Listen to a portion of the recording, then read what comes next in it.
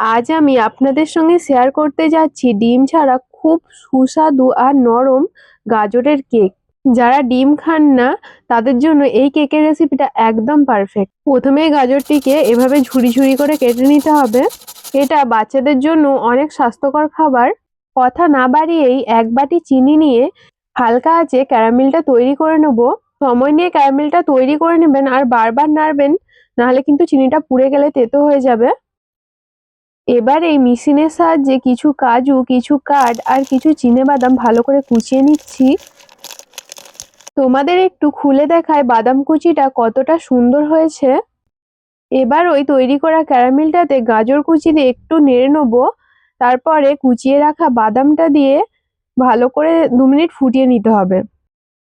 গাজরটা সিদ্ধ হওয়া পর্যন্ত ভালো করে নাড়াচাড়া করে নেবেন, নাহলে কিন্তু চিনিটা পুড়ে যাবে।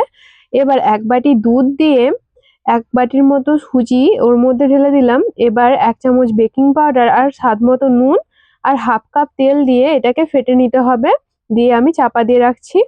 এই ফাঁকে আমি যেই জারটাতে কেক বসাবো তাতে কাগজ কেটে দিয়ে তার উপরে তেল দিয়ে এবার ব্যাটারটা ওর মধ্যে ঢেলে দিচ্ছি। আর দেখতে ভালো লাগার জন্য কিছু টুটি ফুটি ওর উপর ছড়িয়ে দিয়েছি। এবার গরম কড়াই 30 মিনিট ব্রেক করলে এরকম কেক রেডি। ডিম ছাড়াই কেকটা অসাধারণ সুন্দর হয়েছে। আর ক্যারামেলটা তৈরি করার জন্য কালারটাও কতটা সুন্দর এসেছে আপনারাই দেখুন।